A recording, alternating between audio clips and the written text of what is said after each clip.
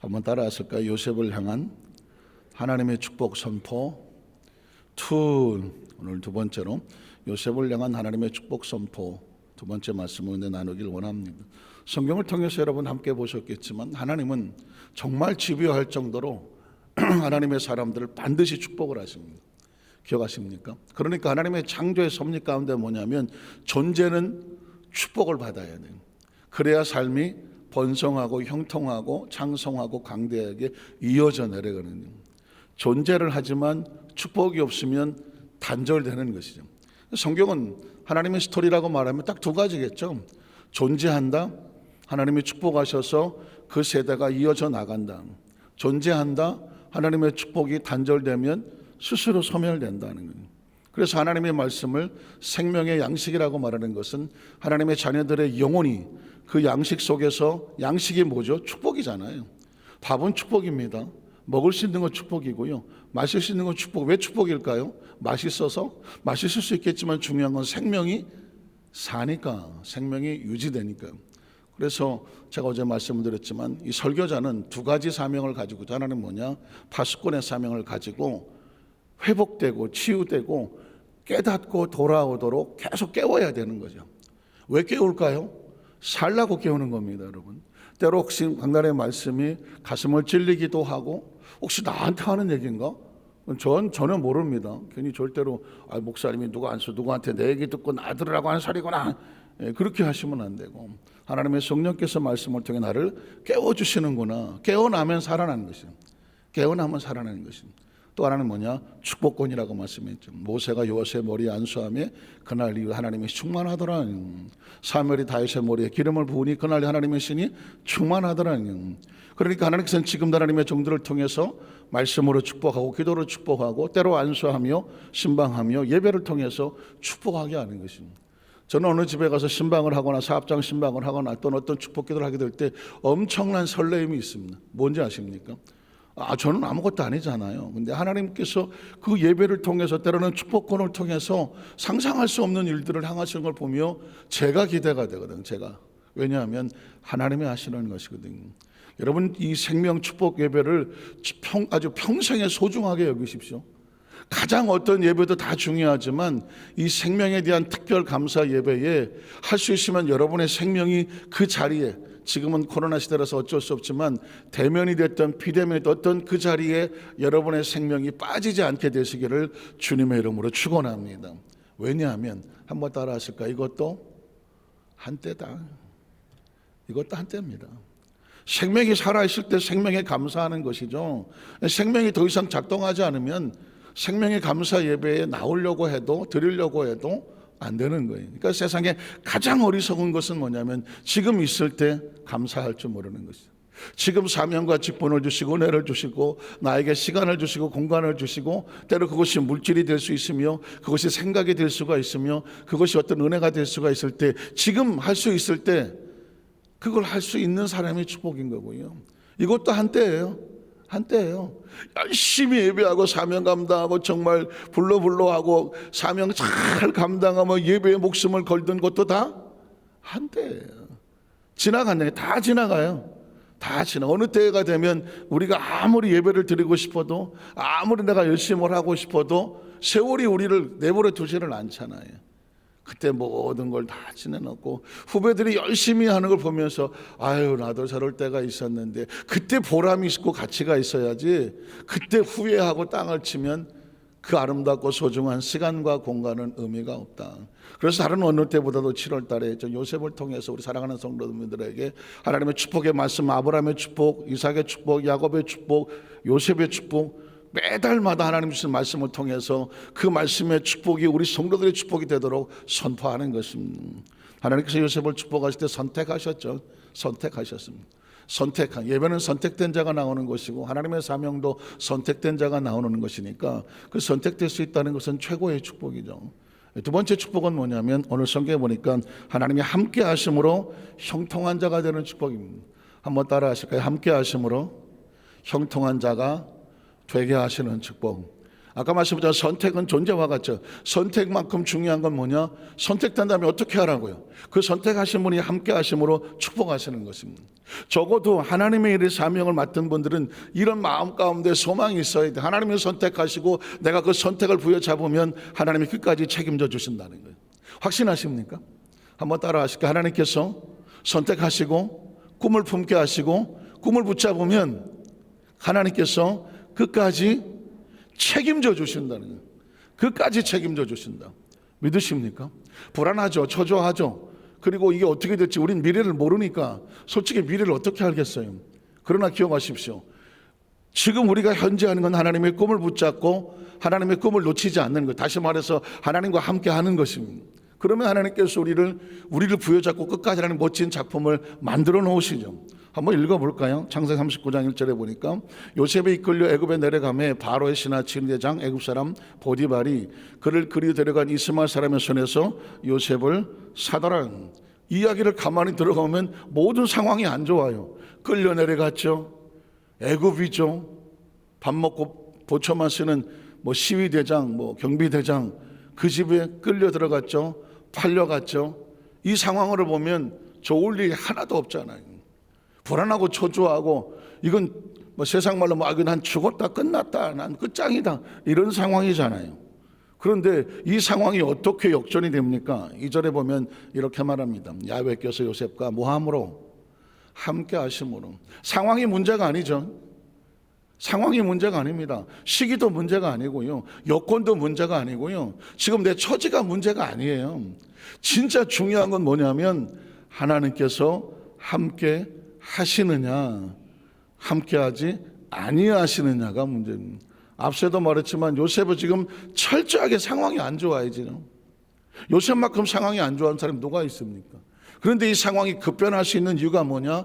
하나님께서 요셉과 함께 하심으로. 함께 하시면 어떤 일이 벌어지냐면 길이 열려지는 거죠. 형통한 자가 되어. 한번 따라 하실까요? 형통한 자가 되어. 형통. 성경 속에서 발견 하나님의 축복의 최고의 본 모습이 뭐냐? 형통이에요. 그래서 저는 늘 이 형통을 입에 달고 다니는 하나님 형통한 자. 왜? 길이 막히면 불통이잖아요. 요셉은 아까 막혔잖아요. 불통이었어요. 그런데 이 불통이 형통이 되는 것은 뭘까? 하나님께서 열어주실 때. 지금까지 살아온 모든 삶의 영역 속에서 막혔던 모든 것은 누가 여셔야 된다? 하나님이 여시는 거예요. 저는 간절합니다. 우리 여도수반산교회 성도들, 이 생명에 감사할 저는 이 아름답고 축복된 생명들에게 형통한 축복이 임하게 하여 주시옵소서.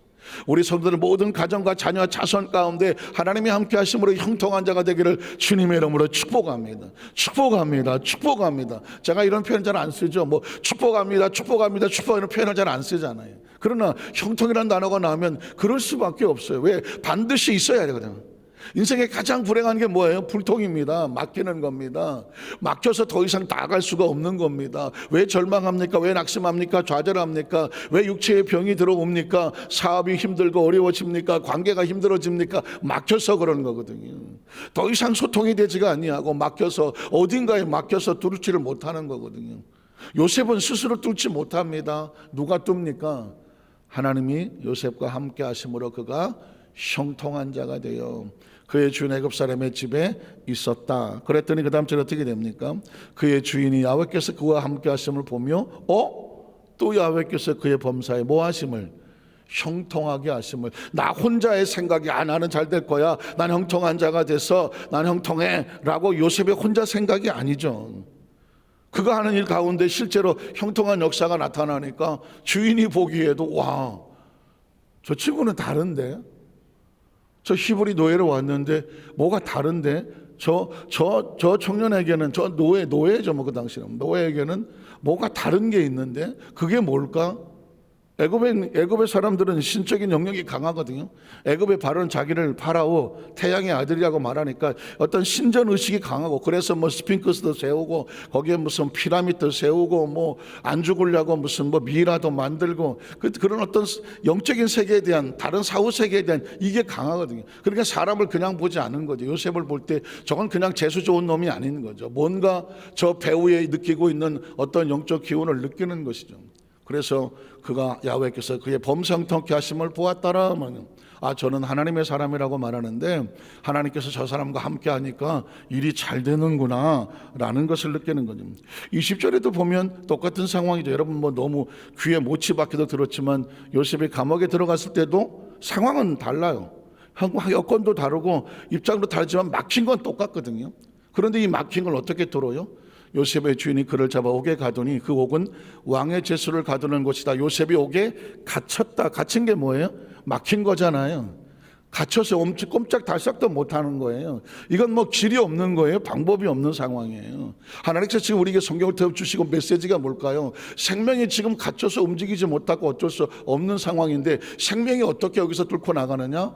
그 다음 절에 보면 뭐라고 말할까요? 간수장은 그의 손에 맡긴 것을 먼저 살펴보지 않았다. 그가 뭐 요셉과 하나님이 함께 하심으로 그가 뭐가 됐죠? 형통한 자가 됐죠.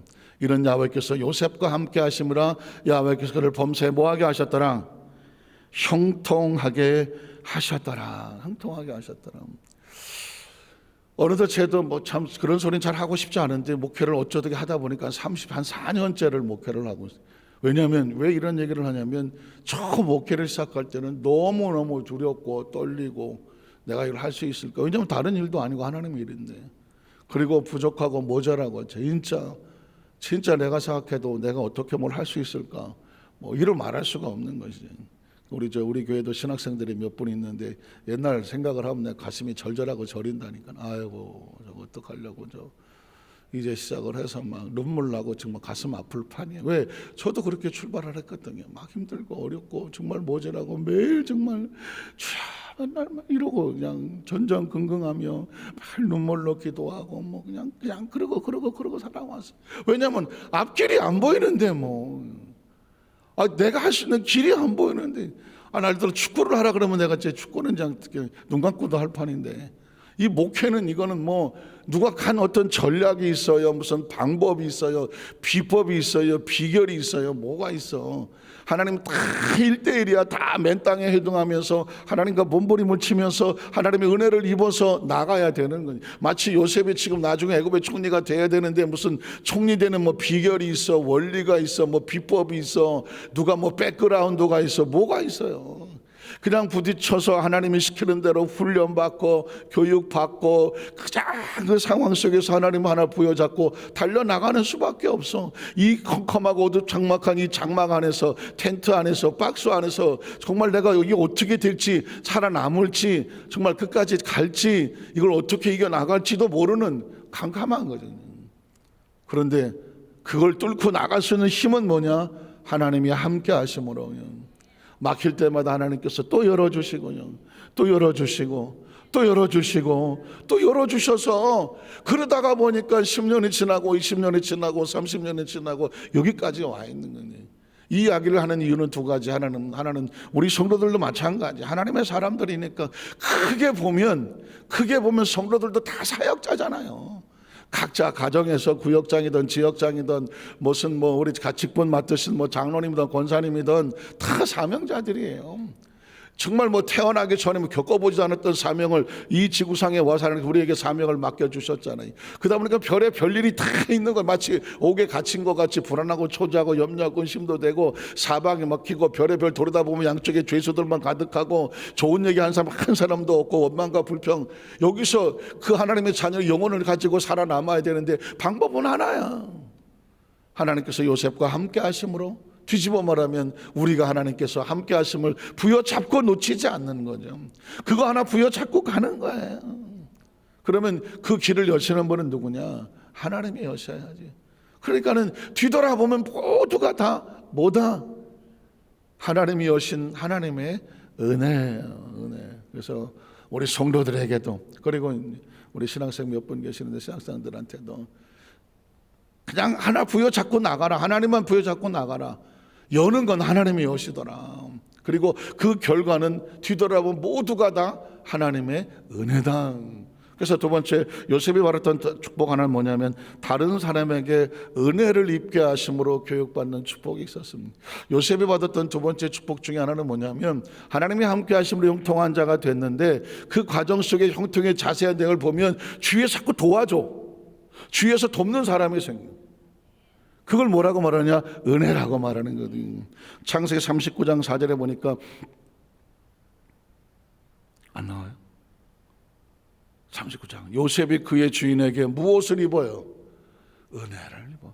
은혜를 입었다는 게 뭐예요? 요셉이 비록 환경이 힘들고 어려운 곳에 들어간 것 같은데 모든 사람이 말하기를 쟤 이제 죽었어, 이제 끝났어, 아이고 저거 뭐 거기 들어가서 살아남은 사람 없어. 그런데 정작 그곳에 시위대장 보디발 집에 있는 그 주인은 오히려 요셉을 도와주더라는 것이죠. 저는 우리 여대 소환산교회 성도들이 정말 남들이 볼 때는 힘들고 어려운 상처럼 보이지만 그곳에서 돕는 손길의 은혜가 항상 함께 하시기를 주님의 이름으로 축원합니다. 왜냐하면 요셉이 홀로 하나님이 함께 하셔서 형통한 자가 되었지만 그 삶 속에서도 요셉을 돕는 손길이 있었어. 아이러니컬하게도 그것은 시위대장 보디발이 요셉을 도왔습니다.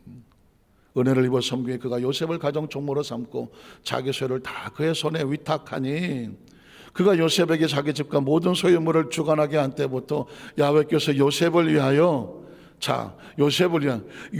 도왔더니 누가 복을 받았다고요?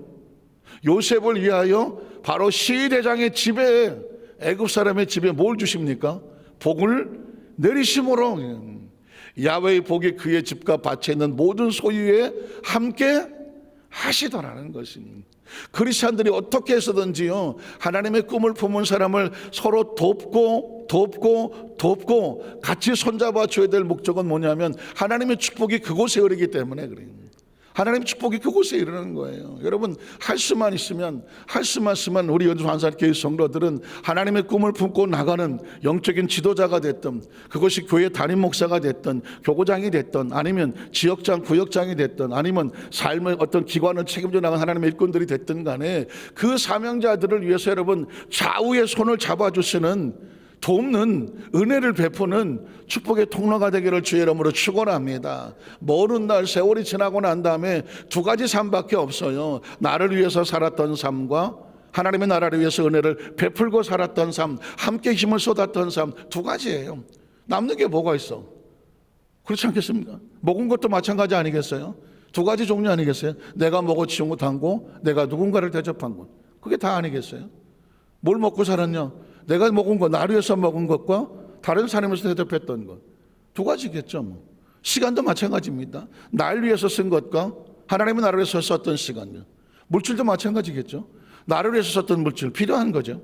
또 다른 하나님을 위해서 썼던 시간, 물질 어차피 내 건 없는데 세월이 지나서 보면 생명도 그렇고 시간도 그렇고 물질도 그렇고 지혜도 그렇고 달란트도 마찬가지입니다. 내 영광을 위해서 달란트를 썼던 그런 그 달란트와 하나님의 나라를 위해서 어떤가 누군가를 위해서 헌신하고 수고했던 달란트만 남는 거예요.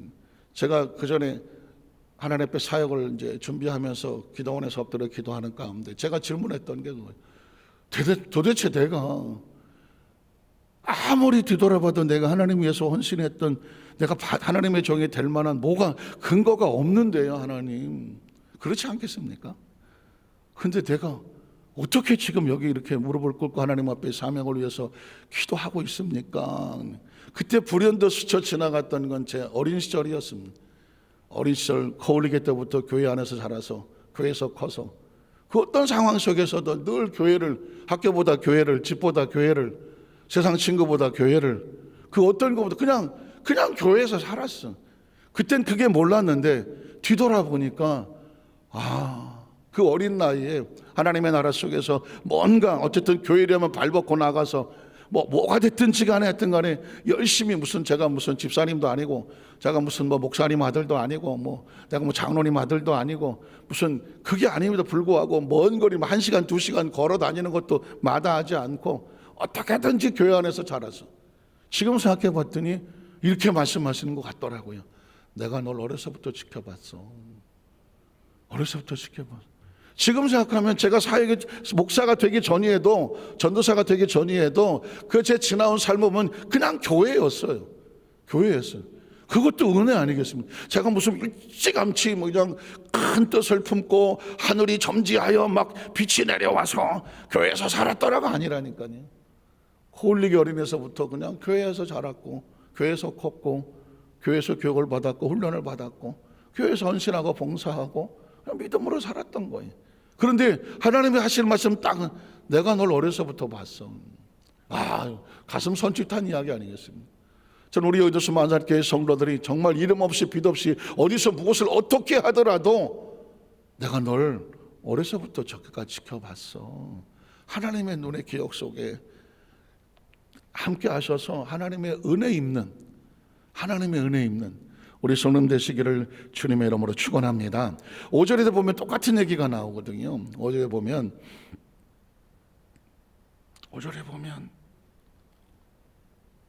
그가 요셉에게 자기 집과 그의 모든 소유물을 주관하게 한 때부터 은혜 아니겠습니까? 누군가 나에게 믿고 맡긴다? 은혜입니다. 진짜 이거보다 중요한 건, 저도 목회하면서 누군가에게 어떤 거 맡기고 싶은데 사람이 없어. 무슨 사람? 믿을 만한 사람이 없어. 그 사명, 이게 무슨 내 사업 같으면 하고 어쩌고 내가 책임을 지고 어떻게, 그게 아니라 이건 하나님의 일은 정말 하나님께서 기뻐하실 만한 사람에게 맡겨야 돼. 그러려니까 그 사명 직분 그 사역을 세우기 위해서 얼마나 기도를 하고 얼마나 그것을 정말 마음을 보고 또 보고 또 들여다보고 해서 그걸 맡겨 놓아도 실패하지 않을지, 맡겨 놓아도 스스로 시험 들지 않을지, 잘 열심히 하던 사람도 맡겨 놓으면 오히려 본인이 그냥 막 교만하여 되는 수도 있기 때문에 오히려 사명과 직분과 어떤 일이 그 사람에게 마이너스 되는 수도 있거든요. 사람 하나 세우기가 얼마나 힘듭니까? 구역장 하나 세우고 지역장 하나 세우고 기관장 하나 세우고 사명자 세워나가는 게 얼마나 중요한지 몰라요. 그런데 여러분, 요셉을 믿고 총리가, 그 시위대장이 자기의 가정일을 다 맡기고 감옥에서 그 있는 교도관이죠, 뭐 교도소장이라고 말하는 사람이 그 죄수들을 요셉에게 맡겼다. 이 이야기는 뭐냐면 하나님도 인정하시고 사람도 인정하는 거예요. 사람도. 그래서 어떻게 되면 간사 옥정제수를 다 요셉의 손에 맡김으로 그 재반 사물을 요셉이 처리하고, 간수장은 그의 손에 맡긴 것을 무엇인지 살펴보지 않았다. 무슨 얘기입니까? 철저하게 믿을 만했다는 것입니다. 철저하게 살펴보지 아니하였으니 이런 야훼께서 요셉과 함께 하심으로 야훼께서 그를 범사에 어떻게 하셨더라? 형통하게 하셨다라는 말씀을 정리하기를 원합니다. 제가 아까도 말씀드렸지만 어려서부터 저는 그냥 교회에서 자랐고, 그러다 보니까 이제 사역을 했고, 지금까지 그러니까 제 뒤돌아온 삶은 그냥 교회가 삶이었어요. 교회가 삶. 그러다 뒤돌아보니까 남는 건 뭐예요? 하나님의 은혜밖에 없어. 은혜. 여러분 기억하십시오. 제가 아까 신학생 얘기도 했고 우리 성도들 얘기도 했는데 결국 뒤돌아보면 하나님의 은혜가 하신다. 염려하고 걱정할 거 하나도 없어요. 하나님과 함께 하심으로 그의 범사에 형통한 자가 되고, 지금은 당장 막 먹고 살 것도 걱정될 수도 있어. 지금 당장은 아이들도 걱정될 수도 있고요. 지금 당장은 건강이 걱정될 수도 있고요. 지금 당장은 여러 가지가 내가 어떻게 감당하지? 영적인 막 그런 걱정도 생길 수가 있어요. 그러나 성경의 스토리의 최종 결론은 뭐냐면 걱정하지 말라는, 걱정 말하는 말은 하나도 없어요. 염려하거나 두려워하라는 말도 하나도 없어요. 오히려 강하고 담대하라. 그냥 오히려 하나님 말씀을 마음판에 새기고 그것을 주야로 묵상하여서 그 좌우로 치지지 말고 말씀대로 가봐라. 그럼 어떻게? 내가 너와 함께하여 내게 복을 주고 내가 형통한 자가 되게 하며 은혜 입게 하며 너로 인하여 너와 함께한 자 같이 복을 받게 하리라. 우리 여도수 만산교회 성도들에게 7월달 아예 그냥 70, 80, 90 평생 사는 동안에 이 요셉의 형통의 축복이 함께 하시기를 주님의 이름으로 축원합니다. 기도하겠습니다. 하나님 아버지 감사합니다.